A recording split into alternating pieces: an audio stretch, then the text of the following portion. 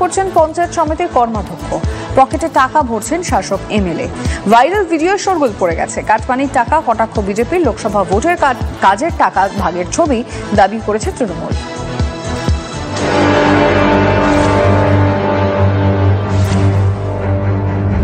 বন্ধ কেবিন, ছোট্ট ঘরের মধ্যে বসে আছেন 3 তৃণমূল নেতা।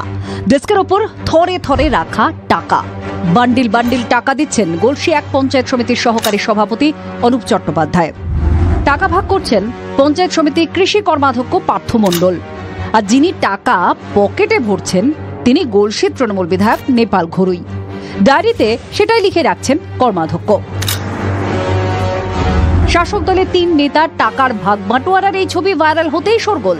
যদিও এই ভিডিও সত্যতা যাচাই করেনি TV9 বাংলা। এদিকে কাঁড়ি কাঁড়ি টাকার ভাইরাল ভিডিও দেখে অনেকেরই মনে পড়ে যাচ্ছে 3 বছর আগে সেই ছবি। পার্থ চট্টোপাধ্যায়ের ঘনিষ্ঠ অর্পিতা মুখোপাধ্যায়ের ফ্ল্যাট থেকে জকের ধন উদ্ধারে তাক লেগে গিয়েছিল রাজ্যবাসীর। অভিযোগ উঠেছিল চাকরি চুরি করে টাকার পাহাড় করেছিলেন প্রাক্তন শিক্ষামন্ত্রী। এবার 3 তৃণমূল নেতার টাকা ভাগাভাগির ছবি সামনে আসতে বিজেপির খোঁচা, এই সবই কাটমানির টাকা। ঘনিষ্ঠ ঠিকাদারদের মাধ্যমে কাজ পাইয়ে দিয়ে সেখান থেকে কাটমানি খাচ্ছে, নিম্নমানের কাজ হচ্ছে এবং আরও অন্যান্য অসৎ উপায়ে যে টাকার উৎস তৃণমূল নেতাদের কাছে আসছে তার প্রকৃষ্ট উদাহরণ এই ভিডিও। এই টাকা দিয়েই আগামী নির্বাচনে বোম বারুদ কেনা হবে, বুথে লুট হবে। ভাইরাল ছবি ঘিরে হইচই পড়েছে পূর্ব বর্ধমানে। অস্বস্তিতে পড়ে শাসক দলের দাবি এটা লোকসভা ভোটের আগের ভিডিও। আমরা টাকা দিচ্ছি না তো ওটা বলি, ওটা 2024 সালের লোকসভা নির্বাচনের আমাদের যে বড় প্রোগ্রাম ছিল, বিভিন্ন প্রোগ্রাম ছিল, সেই প্রোগ্রামে বিভিন্ন ভেন্ডার আছেন, তাদেরকে টাকা আমরা কে কত টাকা পাবে তার জন্য আমরা হিসেব পাবো। যখন দেখুন ওটা খাতা পেনও আছে দেখতে পাবে, ওটা সম্পূর্ণ মিথ্যা। ওটা বিজেপি করছে, তো বিজেপির অভিযোগ ছাড়া আর কি আছে। সবাই জানে নেপাল ঘরুই যে টাকাগুলো গুনেছে ওটা বালির টাকা। এলাকায় জামালপুরের মেহমুদ, রায়নার বামা সব বালি, ইডি ঠিক জায়গায় হাত দিয়েছে। গতিটা আর একটু বাড়াক, এটা বাংলার মানুষ চাইছে। অনেক পুরনো ছবি, লোকসভা ইলেকশনের আগে ওরা বুথে টাকাগুলো দিচ্ছে। অনেক টাকা তো নয়, ব্যাগটা দেখতে ভালো লাগছে, 1.5 লাখ টাকা বলছিল। অনেক পুরনো ছবি, ওটা এখন পুরো ভাইরাল হয়েছে পেজ। তবে ঘাসফুল শিবির যে যুক্তি খাড়া করুক না কেন, 26-এর ভোটের আগে টাকা বাটোয়ারার এই ছবি আলোড়ন ফেলে দিয়েছে রাজ্য রাজনীতিতে। মনুতোষ পোদ্দারের রিপোর্ট, TV9 বাংলা। 26-এর ভোটে তৃণমূলের দুশ্চিন্তা কি কোন্দল কাঁটা? নিজেরাই নিজেদের শত্রু, ঘরেই শত্রু বিভীষণ কে? ভোট বৈতরণী পার করতে কেষ্ট কাজলের সামনে ঐক্যের 5 শতাব্দীর, আর অন্যদিকে গোষ্ঠীদ্বন্দ্ব নিয়ে অনুব্রত মলয়ের 100, যা শুনে কটাক্ষ করতে দেরি করেনি বিজেপি।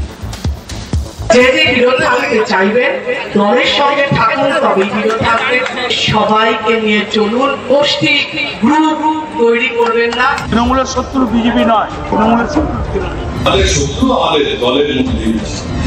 তৃণমূলের শত্রু তৃণমূলে, দলের চিন্তা বাড়াচ্ছে গৃহদাহ। বিধানসভা ভোটের আর 6 মাসও বাকি নেই, তার আগে বীরভূমে তৃণমূল নেতৃত্বের কপালে চিন্তার ভাঁজ ফেলেছে গোষ্ঠী কোন্দল। শাসকের নিজেদের লড়াইয়েই বারবার রক্তাক্ত হয়েছে লালমাটির জেলা। গৃহযুদ্ধে জড়িয়েছে কেষ্ট কাজল গোষ্ঠীর নামও। এই প্রেক্ষাপটে দলাদলি ভুলে এক হয়ে লড়াইয়ের কথা বলছেন শতাব্দী রায়। মুরারইয়ে দলের বিজয় সম্মেলনের অনুষ্ঠানে কেষ্ট কাজলের সামনেই বীরভূমের তৃণমূল সাংসদের সাফ কথা, দলের লোককে হারাতে গেলে তকমা পেতে হবে বেইমানির। আর আপনি ভাবছেন বিরোধিতা করি, এই বিধায়ককে হারাই, চল বিধায়ককে হারাবি, কিন্তু চল 4 জনকে বললাম, 5 জনকে বললাম সাংসদকে হারাবি, চল 5 জনকে বললাম, সেই 5 জনই কিন্তু ভোট দেবে না। কিন্তু সাংসদের কিচ্ছু হবে না, মমতা ব্যানার্জির কিচ্ছু হবে না, আপনি কিন্তু বেঈমান, এটা প্রমাণ। তৃণমূলের ভাষণ আর কেউ শুনতেও চাইছে না, আর তৃণমূল থেকে মুক্তি চাইছে। তৃণমূলকে কেউ বাঁচাতে পারবে না, তৃণমূলের অন্তিম যাত্রা শুরু হয়েছে। তবে গোষ্ঠীদ্বন্দ্ব থাকলেও তৃণমূলের অন্যতম শক্ত ঘাঁটি বীরভূম। বহু চেষ্টা করেও কোনো ভোটেই দাঁত ফোটাতে পারেনি বিরোধীরা। সে কথা মনে করিয়ে দিয়েই অনুব্রত বলছেন, তৃণমূলের কেউ যদি শত্রু থাকে তাহলে তা তৃণমূলই। তৃণমূলের শত্রু বিজেপি নয়, তৃণমূলের শত্রু কংগ্রেস নয়, তৃণমূলের শত্রু সিপিএম নয়, তৃণমূলের শত্রু তৃণমূল।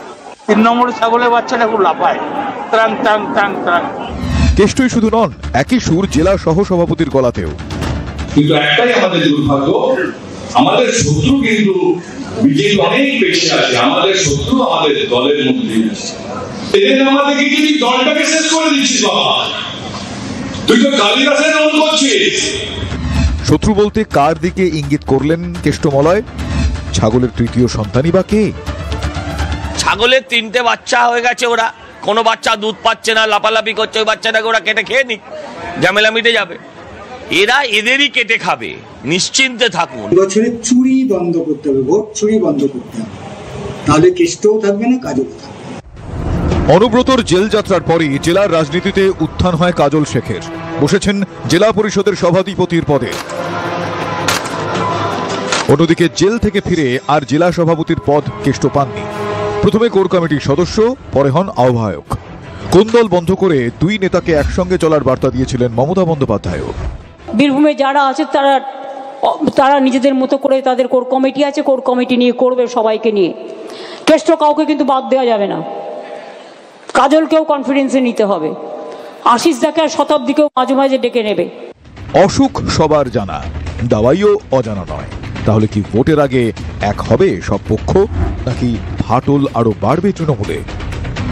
হিমাদ্রি মণ্ডলের রিপোর্ট, TV9 বাংলা।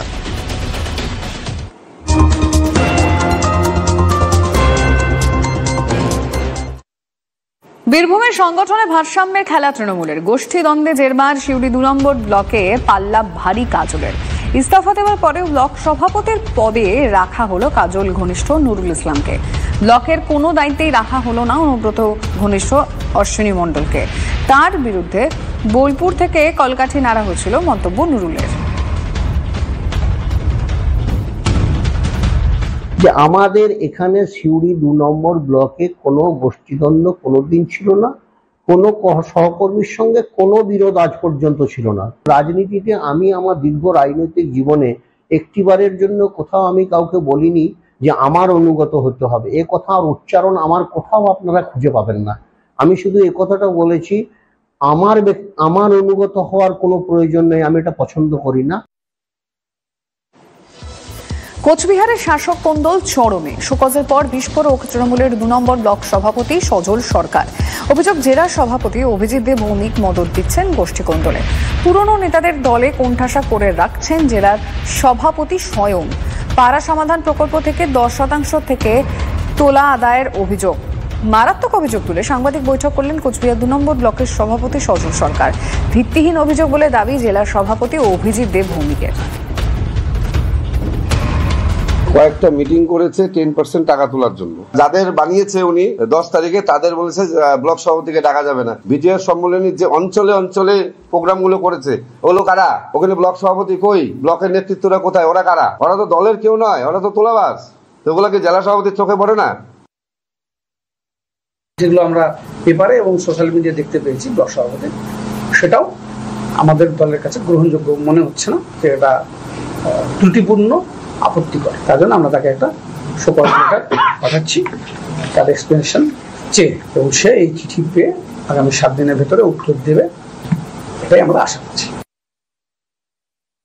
তৃণমূলের বিদায় আসন্ন, ঠিক আছে? তৃণমূলের কে কাকে কখন কাকে সভাপতি করবে, এটা তৃণমূলের সাংগঠনিক ব্যাপার। আমরা মনে করি তৃণমূল যাকেই সিউড়ি 2 এর সভাপতি করুক, তৃণমূলের কিন্তু অবস্থা খারাপ। সিউড়ি 2 এর মাটি আগামী দিনে বিজেপির জন্য দুর্জয় ঘাঁটি। তৃণমূলের গোষ্ঠী কোন্দলে উত্তপ্ত মিনাখা। নতুন ব্লক সভাপতির নাম ঘোষণা হতে বিক্ষোভ তৃণমূল কর্মী সমর্থকদের একাংশের। মিনাখা 1 নম্বর ব্লকের তৃণমূল ব্লক সভাপতি ছিলেন আইয়ুব হোসেন গাজী। রবিবার নতুন সভাপতি হিসেবে সাইফুদ্দিন গাজীর নাম ঘোষণা হয়, যা নিয়ে ক্ষুব্ধ হয়ে ওঠেন দলীয় কর্মী সমর্থকদের একাংশ। মিনাখার বাসন্তী হাইওয়ে অবরোধ করে বিক্ষোভ। আইয়ুব হোসেন গাজীকেই পুনরায় ব্লক সভাপতি করার দাবি বিক্ষোভকারীদের।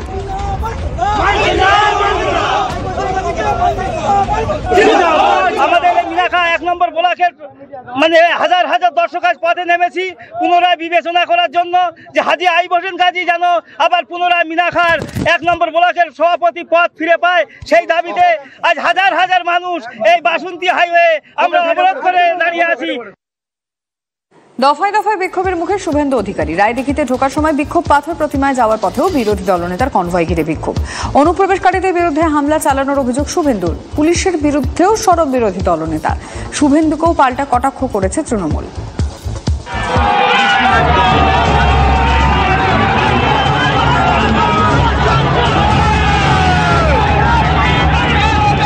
কনভয় থাকা গাড়িতে নাগারে চাপো, হাতে প্ল্যাকার্ড, মুখে গো ব্যাক স্লোগান, তুমুল বিতণ্ডা।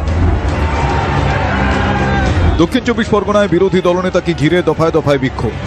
কালী পুজোর উদ্বোধনে রায়দিঘির 6 জায়গায় বিক্ষোভের মুখে পড়েন শুভেন্দু অধিকারী।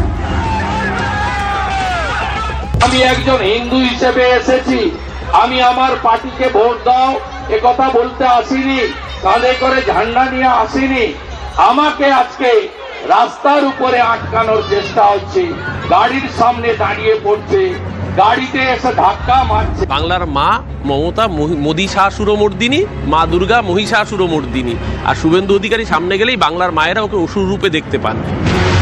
হামলা চালালো কারা? শুভেন্দুর মুখে ইঙ্গিতপূর্ণ মন্তব্য।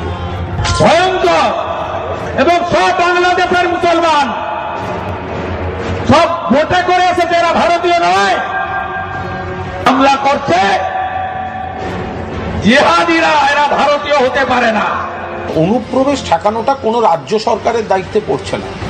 অনুপ্রবেশটা হচ্ছে বর্ডার দিয়ে, বর্ডারটা দেখেন শুভেন্দুবাবুর নেতা অমিত শাহ, বিএসএফ দেখেন। হামলাকারীদের মদত দিল কে? পুলিশের দিকে আঙুল বিরোধী দলনেতা। কোটেশ্বর রাও অর্গানাইজ করেছে মমতা ব্যানার্জি এবং তার ভাইপোর নির্দেশ। মমতা ব্যানার্জি আর অভিষেক ব্যানার্জি দুজন বুঝে গেছে কি এই ম্যাচ ওরা জিতবে না। সব নেতাদেরকে বলবো একদম এখন ওয়ার জোনে চলে যেতে হবে, আদারওয়াইজ কোনো রাস্তা নেই। ক্যারেক্টারলেস শব্দ যদি কারো নামে বলা যায় তো বঙ্গ পুলিশকে বলা যায়, চটি চাটা বলুন, ক্যারেক্টার খারাপ বলুন। তৃণমূলের গড় রায়দিঘিতে দিকে দিকে বিক্ষোভের মুখে শুভেন্দু অধিকারী। পাথর প্রতিমায় যখন বিরোধী দলনেতা, তখন তার সামনেই সভামঞ্চ থেকে রাষ্ট্রপতি শাসনের দাবিতে ওঠে স্লোগান। রাষ্ট্রপতি শাসন চাই, আমার হাতে থাকলে ওটা 1 ঘন্টা লাগতো না। রাষ্ট্রপতি শাসন চাই, রাষ্ট্রপতি শাসন চাই। মাসির যদি গোপ থাকতো তাহলে মেশো হতো। আপনাদের 14 গোষ্ঠীর ক্ষমতা থাকলে করিয়ে দেখান না। সম্প্রতি মেডিকেল পড়ুয়ার গণধর্ষণ কাণ্ডে দুর্গাপুরে গিয়ে রাষ্ট্রপতি শাসন নিয়ে ইঙ্গিতপূর্ণ মন্তব্য করেন রাজ্যপাল। এবার বিরোধী দলনেতার মঞ্চ থেকে উঠল সেই 356 ধারার দাবি। শুভেন্দু হালদারের রিপোর্ট, TV9 বাংলা।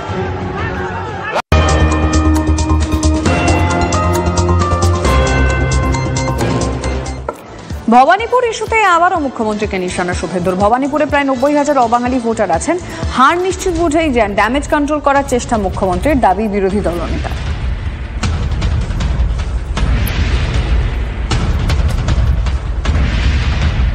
উনি কোনো একটা শব্দ বাংলাদেশের মুসলমান অনুপ্রবেশকারী আর রোহিঙ্গাদের বিরুদ্ধে বলেন না। তিনি হিন্দিভাষী হিন্দু, বাংলাভাষী হিন্দুদের মধ্যে ঝগড়া লাগানোর তাল খোলেন। কখনো বলেন না যে এ উর্দুতে কথা বলে, ও বাংলাতে কথা বলে। এটা মুখ্যমন্ত্রীর চাল।